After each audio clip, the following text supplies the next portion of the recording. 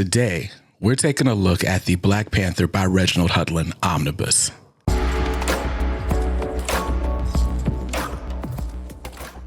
Welcome back to Comics Are Dope. I'm BJ Kicks, and today I am delighted, I am honored to give you this overview of the Black Panther by Reginald Hudlin Omnibus from Marvel Comics. It is out this week in retailers everywhere, both the direct market and the book market. Now, before we go any further in this overview, I just have to say thank you to Marvel Comics and David Gabriel for sending this advanced review copy over for me to showcase for you guys. Now, I don't know. I'm over the moon because you guys know I'm a big Black Panther fan. I even changed the background so that you can see how big a Black Panther fan I am. Now, and this run brings us one book closer to having all of T'Challa's like seminal adventures collected in oversized hardcover format. So we're gonna take a look at this book. I'll tell you like where this has been collected before, where it fits in your collection. And of course, we'll get an overview to talk about like, you know, who this book is good for. So taking a look at the top down view here, you can see I went with the direct market cover by Alan Davis. This, of course, depicting T'Challa and Storm sometime after their wedding. Yes, this run gives us the wedding of T'Challa and Storm, which is dope. Now, before we get into this hardcover, let's talk about where this has been collected before. This does collect. Let's flip this over real quick, because this collects Black Panther, the 2005 series, issues 1 through 41, X-Men 175 and 176, which is a crossover with two Black Panther issues as well, the 2008 annual, the 2009 series, issues 1 through 6, Captain America, Black Panther, Flags of Our Fathers, 1 through 4, Black Panther Saga, number 1, and material from the Black Panther 2018 annual. So it's an annual during a different run of Black Panther, but Reggie Hudlin came back to write it. And all of those contents have been collected. Actually, almost all of those contents have been collected here in the Black Panther Complete Collection trade paperbacks by Reggie Hudlin. These are 3 volumes of trade paperback collections, and they're dope. So the first 18 issues are here. Then we get in volume 2, issues 19 through 34 in that first annual. And then in volume 3, we get the issues 35 through 41, the 2009 series, and Flags of Our Fathers and Black Panther Saga. So this is actually the first time Reggie Hudlin's portions of the Black Panther annual from 2018 have been collected in oversized format. And to my knowledge, this is actually the first time this run has been collected in oversized format. We've got it collected. We've got parts of it collected in several different formats. So like right here, I've got the Marvel Select Edition for Black Panther, Who is the Black Panther? This is the first 6 issues of this run with John Romita Jr. on art. Really dope. And then we've got this trade paperback collection. This has just recently been reprinted. Captain America, Black Panther, Flags of Our Fathers. That miniseries has been collected separately. But like I said, to my knowledge, this omnibus is the first time we've gotten this entire run in an oversized format, though we've gotten different bits and pieces in different formats over the years. So with that out of the way, now let's get into this book. This thing is massive, by the way. Now, like I said, I did go with the direct market variant cover by Alan Davis. And man, swaggering, swashbuckling at its finest, blending Afrofuturism, political intrigue, and adventure. That's an Adventures in Poor Taste quote. And it's definitely valid. And looking at the back here, it's a blockbuster take on Reggie Hudlin. Hollywood heavyweight Reggie Hudlin delivers one of the most influential Black Panther runs of all time, revisiting the character's origin, introducing Princess Shuri to the Wakandan mythos, and exploring the king's search for a queen, culminating in the marriage of T'Challa and Storm of the X-Men. But when disaster strikes, who will claim the cow? And so, honestly, man, everything you really need to know about this run is kind of written here on the back, but to experience it is a whole different thing. So let's take off this dust jacket so we can show you what this book actually looks like. And like I said, this thing is massive. I didn't write down the page count because I'm not Omar. But see these French flaps, we get a nice little intro to what's going on here and kind of a little bit of an overview of what happens in here, synopsis, and then we get creator bios, Reggie Hudlin, Dennis Cowan, Scott Eaton, Francis Portella, John Romita Jr. The list goes on. It's awesome. So let's discard this. I won't discard it. I'll put the desk jacket aside for now. And let's get a quick look at the art on this hardcover board. So as you can see, it's almost like a film strip vignette, which of course it's Reggie Hudlin. We're going to get film strip. So different portions throughout the run. We got T'Challa and Storm with the Fantastic Four. We got this from that opening arc by John Romita Jr., Klaus Janson. So we got a lot of cool art there. And, while we're here, let's go ahead and take a look at the binding. I'll do that up front because I'm going to forget to talk about it later. But as you can see, sewn binding, nice big eye. I've only stretched the spine once. So very nice the way it flat lays open. Not much gutter loss. Let's flip even to towards the back of the book. Still not a ton of gutter loss. Great binding there. Now, let's start this thing from the beginning, shall we? And let's just talk about where this goes. So this is the 2005 Black Panther run. So this is the run that directly follows, well, not directly. So we had the Christopher Priest run on Black Panther, and that ran from 1998 to about 2003. And then there was a gap, and Reggie Hudlin comes back with a brand new #1 for Black Panther. And, this run goes right between those Priest Omnis and your Coates Omnibus on your shelf. But like I said, this run directly follows or is the first Black Panther series since Priest's sort of legendary redefining of the character. Before Priest, Black Panther was kind of a little bit of a punching bag, a little bit of a punch line. And Priest really made Black Panther cool, if there's any hallmark of the Priest run. And if there's any hallmark of the Hudlin run, is that Hudlin made T'Challa both accessible and Hollywood. He made T'Challa a box office character, much like, Batman, Spider-Man, the X-Men. It's I got to see what happens next. And I love that. And we open with this opening story called Who is the Black Panther? So if you're wondering if you need to read anything before you read this, no, just start right here, page 1.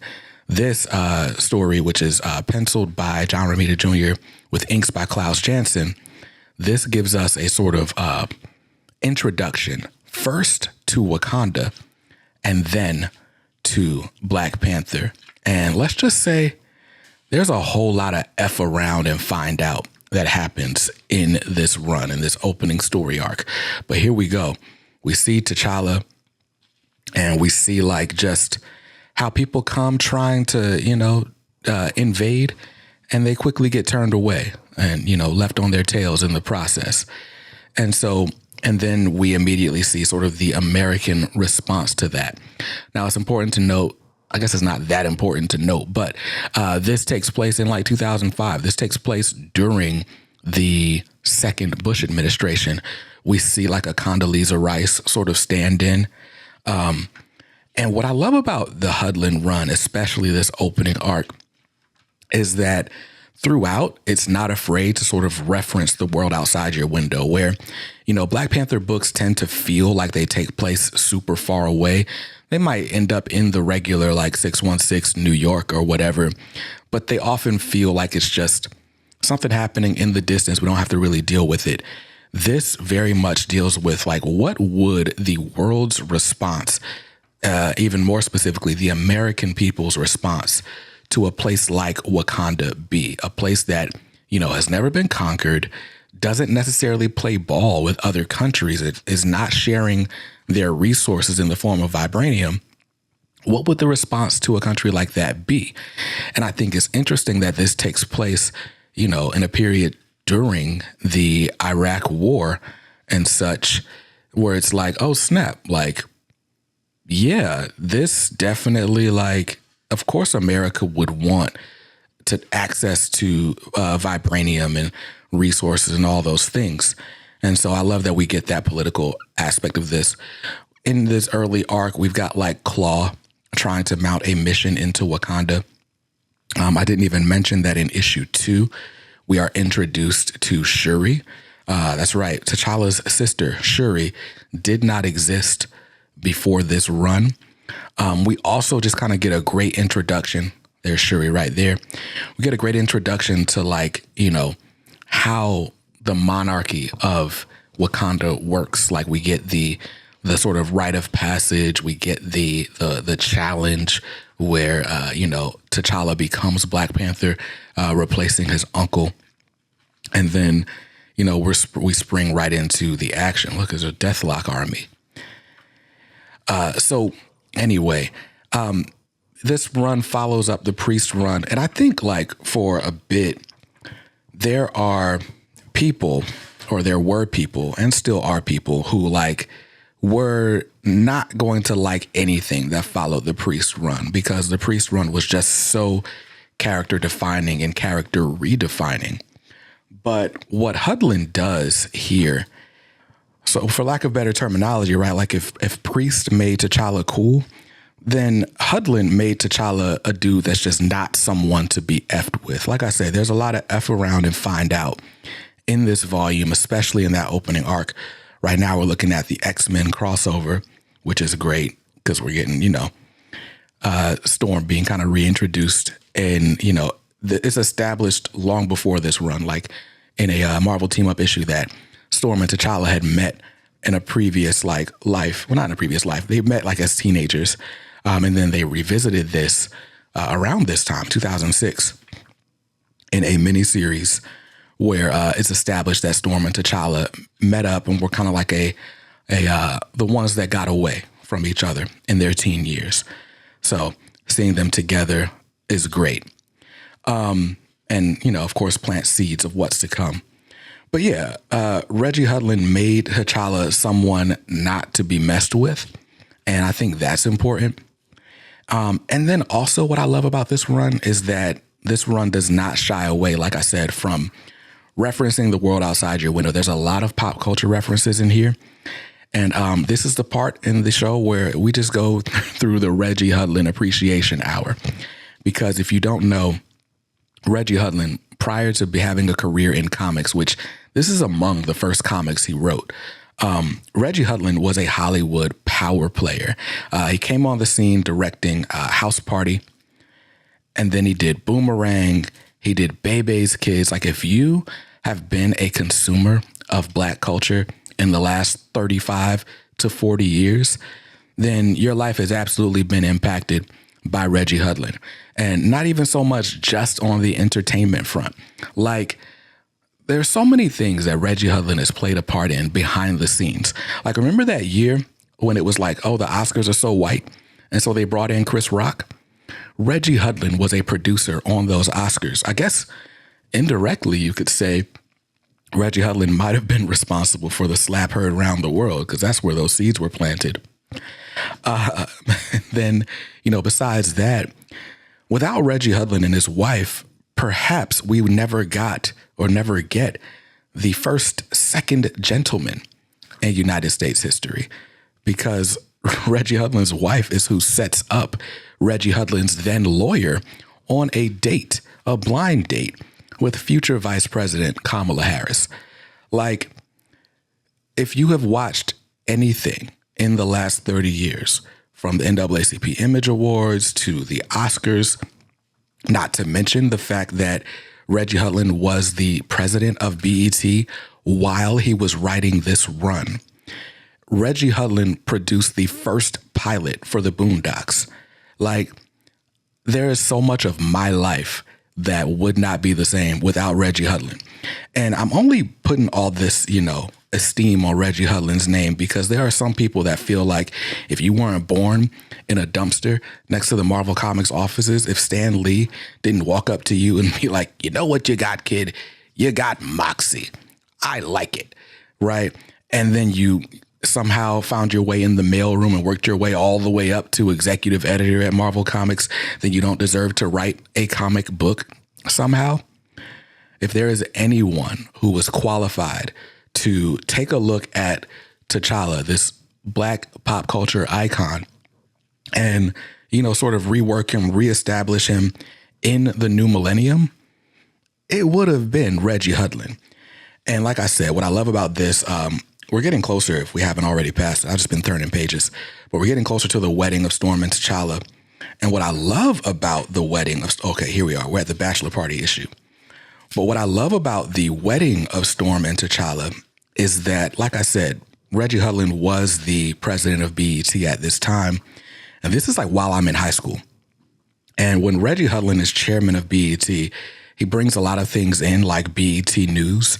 Reggie Hudlin's probably responsible for like the television appearances of some of my favorite BET correspondents, not the least of which being Touré, who is still a very active like journalist and cultural critic, who might be responsible for my favorite R. Kelly moment of all time. But anyway, when we get to this wedding issue, this is it. Bride of the Panther Part 5. They were trying to figure out who's T'Challa going to marry. Obviously, he's going to marry Storm. And opening pages, we get Touré and Ananda covering the wedding of the century. And everybody in the Marvel universe, like, you know, shows up. Like, this is a moment just as big as the wedding of Sue Storm and Reed Richards. And we get that. We get Charles Xavier there. We get we get Captain America and Iron Man in the middle of Civil War, in the lead up to Civil War. We get a lot of people like who are like, you know what? We got to be here. T'Challa and Storm are getting married. President George W. Bush is in the audience. World dignitaries, Nelson Mandela, Fidel Castro. I can't say enough about like how cool it is, you know, especially as a Black kid, but just in general to see, you know, a Black monarch get this kind of treatment in a comic book. Like, this is just some of the coolest stuff ever. Of course, Storm has to go on like a sort of trial with Bast to be proven worthy of being T'Challa's wife and, you know, Queen of Wakanda. Does she pass the test? Of course she does. And so we get that. Now, of course, we get some sort of like seeds that'll lead eventually to the Doom War, but I won't spoil any of that. And after this, you know, we get Storm and T'Challa. Like I said, this takes place during Civil War, but we get a lot of like space adventures. You know, there's time traveling adventures. There's all this stuff. I should be turning the pages even more. Look at Namor. Is that a clue for things to come? Probably. Now, in addition to that, like I said, I keep coming back to this, but what I love about this run is how often it comes back to like the real world. And it's not like a fictionalized president. No, like President Bush is the president of America during this run. And there's even like segments where there's time travel and, you know, they meet up with like Martin Luther King and Malcolm X. And like, that's cool stuff. T'Challa and Storm take a turn as members of the Fantastic Four after a while. And so what we're seeing is like the reverberations of this marriage throughout the Marvel universe. Reggie really wrote them to be like the most powerful couple in comics. And we get that. And so that's really cool. I would say detractors of this run, what they will point to is like, I don't know, maybe I just end up on the wrong corners of the internet. But detractors of this run, like, you know, they will kind of chide this and deride this as like, I don't know, Black boy magic before like that was a thing, before, you know, we were getting like quote unquote wish fulfillment in comics. And maybe it's just because of like what time it is in America right now. Like maybe it's because we're getting all these programs and stuff slashed like right before our eyes. But I am absolutely here for it. Like what I love about this run is that it is wildly entertaining, but it is very much like unapologetically black. Like even in some of like the issue titles, like Black to the Future or Back to Africa, it's very tongue in cheek. It is not like, it's very self-aware. It's not afraid to be what it is. And quite honestly, that's kind of Reggie Hudlin as a person. And so if you are going to read one book by Reggie Hudlin, it's got to be this, right? There we go. Martin Luther King and Malcolm X. Like I said, even Bumpy Johnson makes an appearance. Just really, really cool stuff. Like I said, this run, Reggie Hudlin is throwing in things that is like, it's almost like for us, by us, not necessarily just for us. Like it's entertaining enough for everyone, but it's like, if you know, like I could say Bumpy Johnson 4 more times and y'all would be like, who is Bumpy Johnson? Right. But if you were watching the American Gangster TV series that Reggie Hudlin brought to BET during this time, you're like, oh snap, Bumpy Johnson. Right. So there's just a lot of really cool stuff there. Black to the Future, the Black Panther annual from 2008. Reggie Hudlin, Larry Stroman, Ken Lashley, right? Like these names. And again, we get like this sort of alternate future or possible future where, Storm and T'Challa have been married forever. So that means, of course, Wakanda is going to rule the world. And what does a world ruled by Wakanda look like? Interesting questions. I like it. And then here we go back to the, Back to Africa storyline. So there's a lot of stuff in here that is just, if I had to describe this run in one word, it's blockbuster.